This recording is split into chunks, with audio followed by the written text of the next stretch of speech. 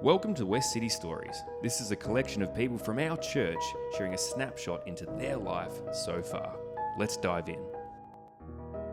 Good morning, Dot. Welcome to the very first episode of the Westcity Stories podcast. Thank you. Really appreciate you being the, as Kelly has been so keen to say all morning, the first cab off the rank. Yes. So this is all about just engaging with members from Westcity and finding out a bit of their story and who they are and what brought them to Westcity. And so we're just going to dive straight in if you're keen. So to kick it off with, how did you end up at Westcity? Why did you make your way to this church? Right. Well, since the age of 6, I had been attending the Nansen Street Wembley Church of Christ. Wow. And I think I was baptised in 51. And then I was a deacon in the latter years. And I guess when the elders and Glenn met as regards joining and taking over the work at Wembley, I agreed with the elders that it looked as if God had found the right person to continue a work in Wembley, in Nansen Street. Wow. Wow. For those playing at home, what's a deacon? Oh, a deacon is possibly just a woman in the church that's happy to do things and to serve others as needed. That's fantastic. So you've been there since 6. So obviously that was through your parents, really? Yes. Yeah, right.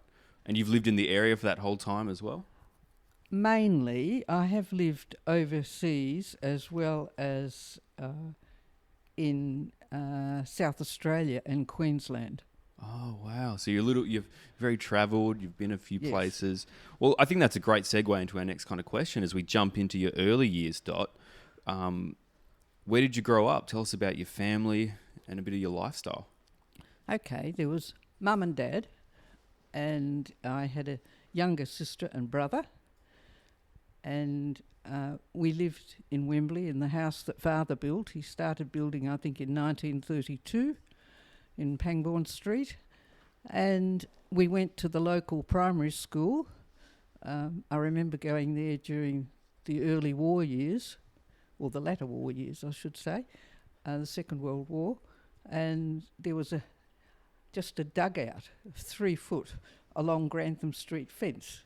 And when the air raid siren went, you all raced out of the classroom into this hole. But we had an air raid shelter at home, and I wasn't impressed looking at the sky. But and there was an air raid shelter at Holland Street as well. Oh. And Wembley Primary only went to grade 3 in those days. So after that, you went up to West Leederville School. Yeah. And the buses eventually came to Wembley, and the bus fare was a penny. But if you walked, you could spend your penny. I bet you could have bought a lot for a penny back then. Yes, you did. You could get a whole ice cream in a square, little cup. Wow, that's it blows my mind that I hear stories about air raid sirens in Perth, in the World War II era. Like, that is so foreign to someone like me, and it's quite amazing to hear a story like that. Did the war have much effect on your family? It did. Father joined the war, and we were all sent to a great uncle's farm at Pantapin. And I loved farm life as a young 3-4-year-old. I was always in trouble, but that was all right. Didn't worry me. But it caused him to have to sell his prize bull. But if he kept a bull in chicken wire, what would a little 3 or 4-year-old do but tease it? Yeah, of course. And he came home one day and he was the bull roaring and me doing a war dance in front of it. So that was the end of the poor bull. But I guess Wembley was a working class community. We had no motor cars on the whole. I think the early church probably only had 2 or 3 members that owned a motor car. Wow. But then, of course, things improved post-war. So it was a working class community, Mm. and then post-war there was the war veterans that shifted in to war housing in Wembley and Floreat. Wow. So you moved to West Leaderville Primary, is that right, after year 3? Yes. Where did you go to high school? I went to Perth Girls High School, Uh-huh. and I left school the minute I could at 14. I was very keen on sewing. Mother used to do a lot of sewing for some of the Aboriginal work that the Churches of Christ was involved in. And of course it was Muggins that did it. But at any rate, I think I remember at 8 catching the trolley bus into town with a little case with my scissors and things and attending a singer's sewing machine class in Barrack Street with all these women. You know, they all looked at this child that turned up to learn how to cut out and sew. But that was fine. So at 14 I left school and I started working King Street, Perth, for one of the Cohen brothers who had a rag trade factory. So I worked in the rag trade for about 5 years and had about 5 jobs. Oh, wow. But, you know, because you could shift around. Yeah. But then my friends were just about due to qualify in nursing. And I thought, oh, well, they've got steady employment. My employment was off and on. Mm. And that was a problem. So I decided I'd apply to go nursing. And they said to me that I'd be silly to apply to the Children's Hospital, where I want to go to work with children. Mm. And they said, no, you've got to apply to Royal Perth. You know, you can't get anywhere with a children's certificate. So I applied to Royal Perth after sitting an intelligence test and all the other tests, and I was refused. And I thought, wow, you know, what's going on here? But anyway, I accepted it and continued working in the rag trade, and I thought, well, Lord, I never wanted to apply there at any rate. So I sent off an application, and within 2 months I was starting in April 58 at the Children's Hospital. And I trained there for 3.5 years. I did 6 months at Royal Perth, which was a laugh a minute with adults. How old were you when you started at the Children's Hospital? So I was 20, just about due to turn 21. So I was about 3 years older than my mates. And we all had to live in those days. Oh, really? Which was a great support because, you know, you would talk about your problems and what happened in the ward to your mates. And you had their support, whereas I think the girls today go home and probably drive their parents or their husbands mad with what goes on in the hospital and how they felt about their day. So we supported each other. And I had a Lambretta, and, you know, we used to get up to all sorts of mischief. But, so I trained there. And then my friends were going to America, 4 of them, and I was going with them. But I decided to pull out and go and do mid. So I went to South Australia and did midwifery. And I took my Lambretta, and then I took it up to Queensland, where I worked in Ipswich. And then a friend and I toured New Zealand on the Lambretta, and we were going to pick hops. But the hop season was late and we were running out of money. So we finished up. We worked for What Is Canneries. And I did some early experimental work there on shifting from tin baby food to glass jars baby food, which had happened in Australia, and they were thinking about it in New Zealand. So, and then I came home for my sister's wedding. Lambretta as well, and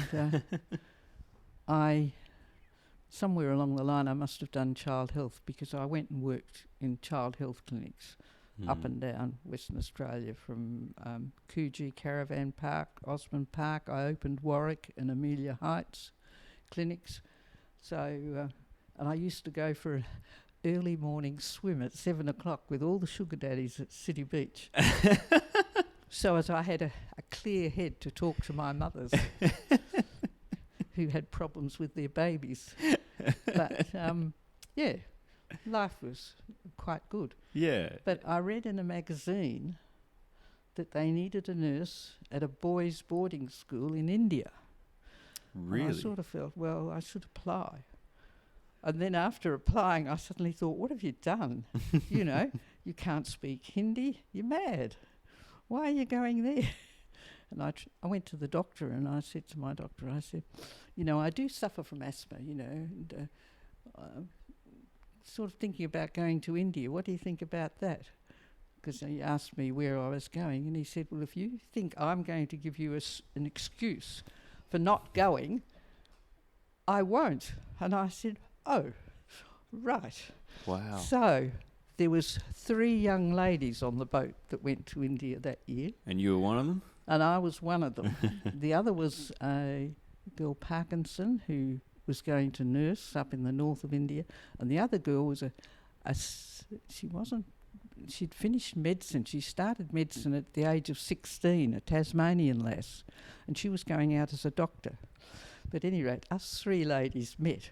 And then this fellow with the black hat and the black suit and the white shirt came up and said that he'd been told to look after us, and we looked at him. I think he was an Anglican minister. But anyway, we didn't take much notice. We went swimming and enjoyed all the games, and he sort of frowned upon us and tried to round us up, but he didn't do very well. So, and then I arrived in India and we split up, and I went to the Salvation Army headquarters and home for staff and that. And that was interesting. But I was met by an Anglican ministry, and I was taken there, and he invited me out to his house that night. And he had a son at the school where I was going, so that was good. And at any rate, there was a merchant seaman there that night as well, so the pair of us headed home back to where I was staying in a taxi. And there was this...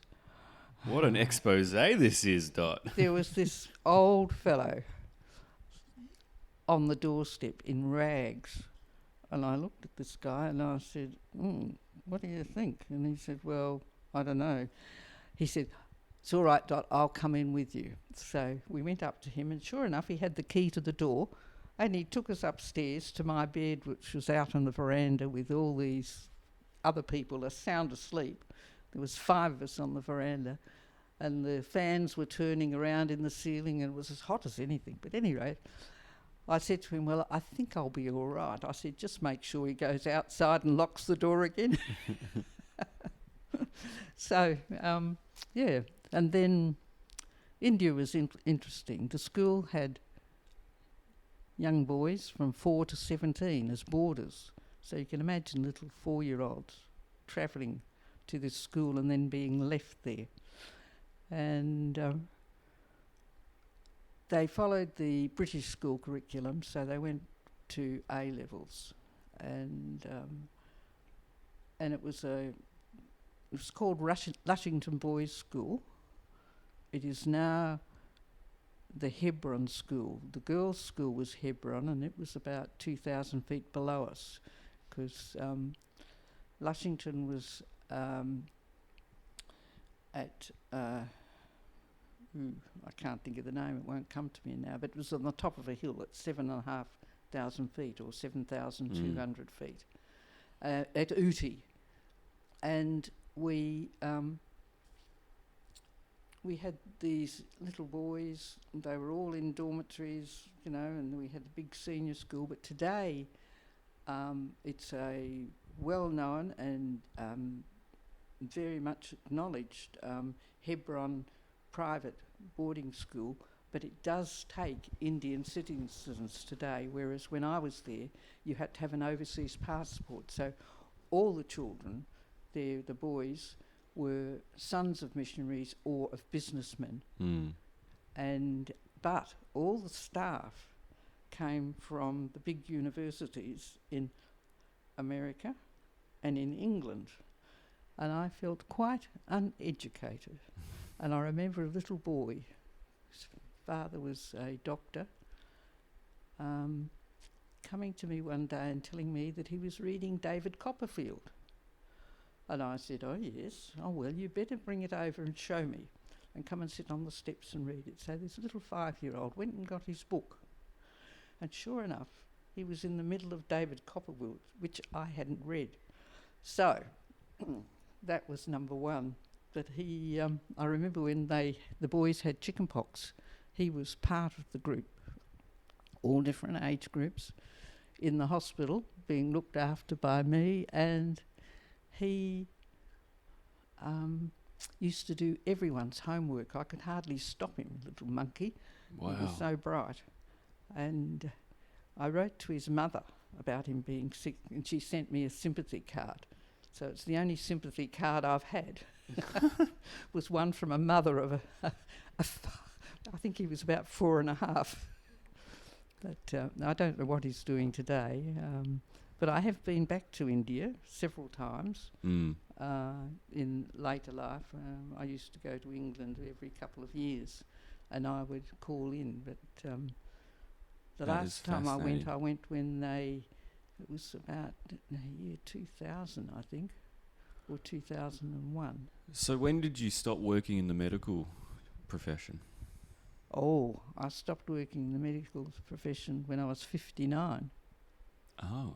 But was that your retirement, or you kept working in other No, fields? that was in retirement. Yeah. So I ceased work at 59, so I've been not employed since then, wandering around. But I finished up as a nurse educator of the neonatal intensive care course at King Edward. Wow. And coordinator of that course. But, of course, what happened in the latter years was the colleges started to take over. And in my last year of teaching and coordination of that course, I had Curtin University students as well as my own. And when I came back from India in the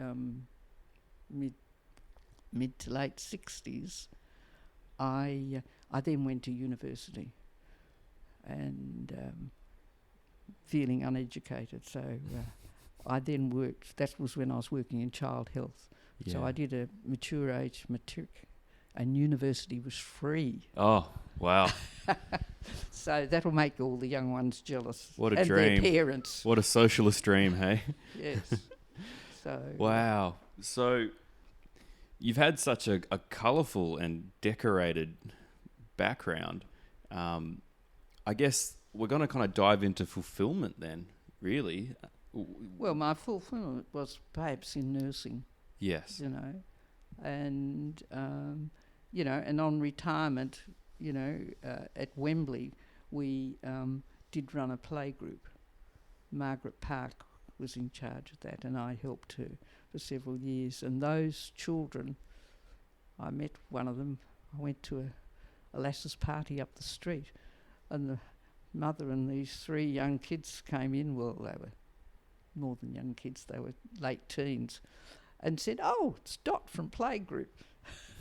So, they're all about that age, and most of those families probably still live in Wembley.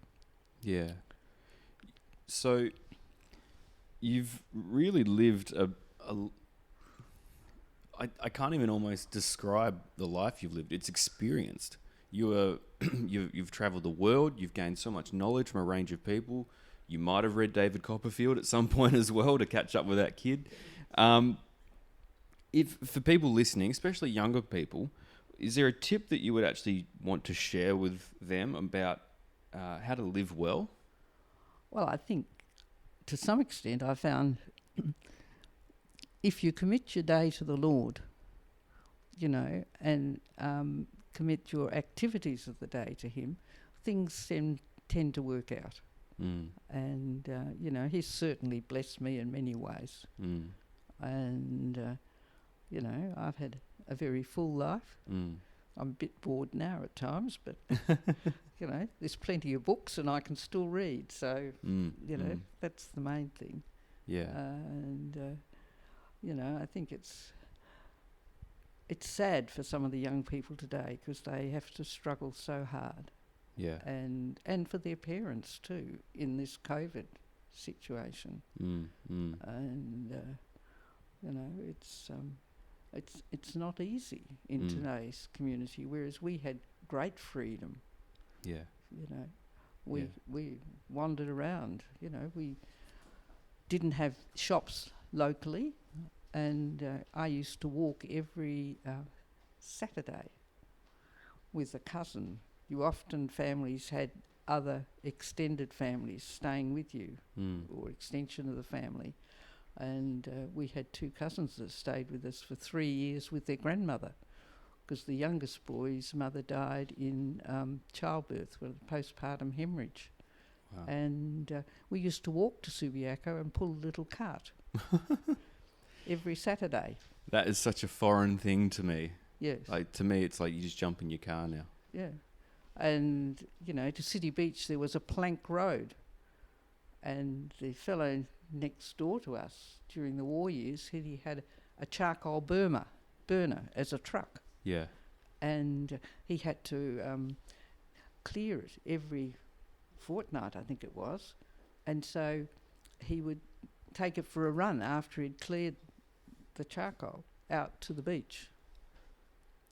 And we would all sit on the back, the kids in the street, dangle our feet over the tray and count how many boards our feet could touch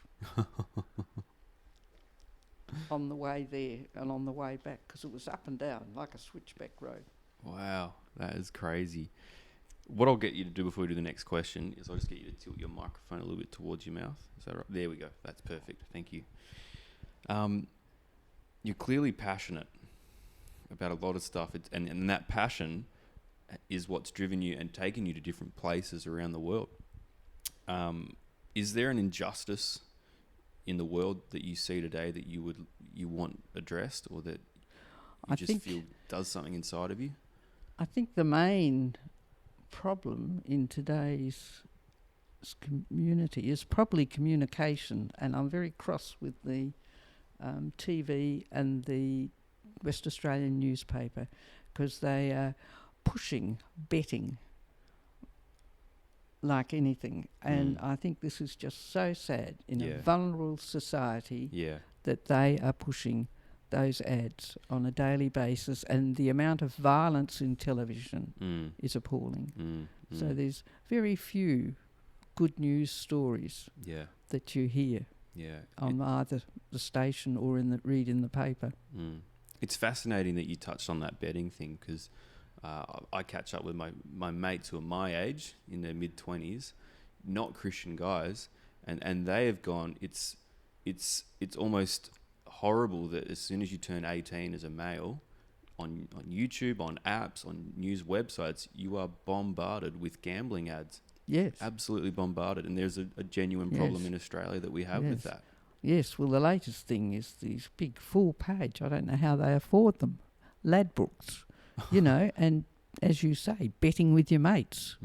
Bet with your mates, and it's very sad. Yeah. I can't agree more with that, to be honest. I think that you've hit the nail on the head there with all that advertising and stuff like that they do. You're absolutely right. That is an injustice that needs to be sorted. If we jump over to your faith, you talked about committing the day to the Lord every morning. And I can only imagine you do that still to this day. How would you say that your faith has impacted your life? Have there been moments where you can pinpoint and go, that's where God was active and moving and opening doors for me? Yes, I think so. When you think about the transition into nursing, the transition into education, it was pushed because of experiences and the feeling of inadequacy, and then perhaps a leading by the Lord, to further pursue those pursuits. And, I must admit, God has been very good to me, and He has provided for me. Even Sunday, about 4 weeks ago, the Jan and Noreen and I were going to City Beach for lunch, as we do often on a Sunday, although not so much now that the weather's been so bad. And, down the boulevard into West Coast Highway and then across to the Floriat Cafe. Well, I thought the road was clear, and I thought, right, I can cross. We'd been sitting there a while to cross. Across we went. Well, all of a sudden I said, what was that, as my mudguard was hit. And you know how usually you stop in an accident, you put your foot on the brake. Well, for some reason, Dot didn't cross to the Floriat Beach Cafe because there was the other lane of traffic that would have, cleared us at 70 kilometres an hour. And then I said to the girls, well, I suppose I better stop. And so we stopped, halfway along the little track to the Floriat Cafe. And then I said, well, we might as well park. So we went and parked in front of the surf club and waited. And eventually a young lad came down the road, waved, yes. And he looked at the damage and he said, well, he thought his, rhubarb was okay. And at any rate, I said, well, mine's still drivable, this is my Amy details. And so off we went, and we went off to lunch. And I've now got a car that doesn't look so damaged. It's much more pleasure in driving something that doesn't look as if it's been at a wreckers. But so I think, God looks after his children. Yeah. I can think of many other experiences, but I've chatted long enough, I think. No, you're fine. We've only got a couple more questions left anyway. This question fascinates me when I think about it, and I love asking people just off the cuff. Who is Jesus to you? Sorry, didn't quite catch that. That's right. Who is Jesus to you? I suppose in some ways, a father and a friend, I guess would be the easiest way to explain. Somebody that I could converse with and talk about my trials and temptations as they arrived in life. Yeah. That's beautiful. It's my understanding that you never married, is that right? No, I've never married, but I, in my mid-years, I had my brother's two nephews. My brother had bipolar. Yeah.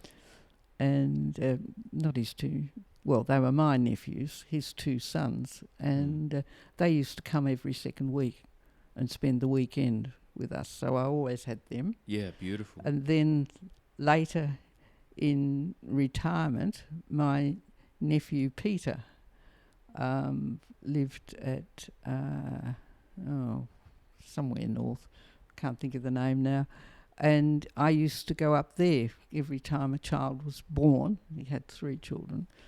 And several times during the year he'd fly me up to either help look after the children or, give his wife a break. His wife was a doctor. And and then I had the play group on retirement, so there was always children in my life. You never missed out.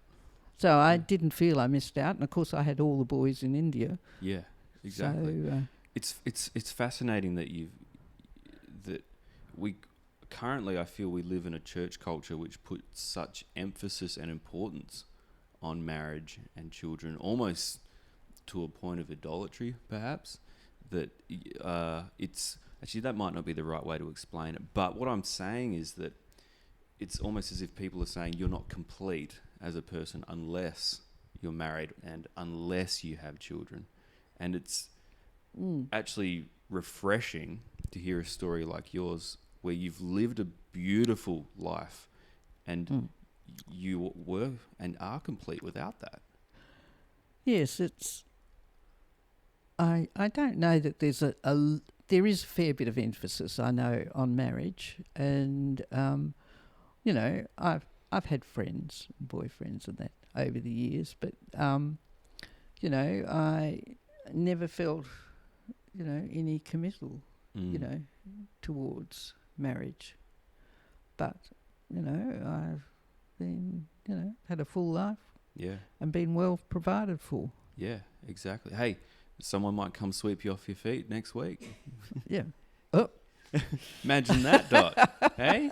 Corey. Oh, we'll be coming to your wedding. I doubt that. I might be attending some of my nieces and great nieces' wedding in the future, beautiful. but I've attended quite a few weddings actually. I bet you have. And I've made quite a few wedding dresses actually. Oh, of course. That's Yes. awesome. How would you want to be remembered? Possibly as a person that probably liked to get on with others, and to be loved by them, and as a person who's tried to serve God in the nursing profession. Yeah, that's beautiful. And this is our final question. On the back of that, we kind of, Kelly and I came up with this question as a bit of a fun way, I guess, to end the interview. So hopefully we're not overstepping a boundary with this one. What would you like your headstone to say? Oh dear. I thought about that, and I mentioned it to Julie Britton, and she said, "Oh, well, Dot, you just should have a circle with a little spot in the middle." And I thought about that, and I thought, no, I don't think I'll have that. But, well, I won't be having a headstone at any rate. I'm going to be cremated, and I'll go into a wall at Karrakatta beside my aunt, Wow. who lived with me. And any rate, I thought about it, and then I thought, perhaps Psalm 16:3. I will sing unto the Lord, for he has been good to me. That is beautiful. That is honestly probably the perfect way. A circle with a dot. Yeah. Well, Dot, I just want to say thank you for being the first guest, the first episode for the Westcity Stories podcast. You've been fantastic. Well, I hope you edit a little bit out of it. That's all right. I've waddled on. Thanks for listening to the Westcity Stories podcast. We hope you found today's interview enriching and inspirational.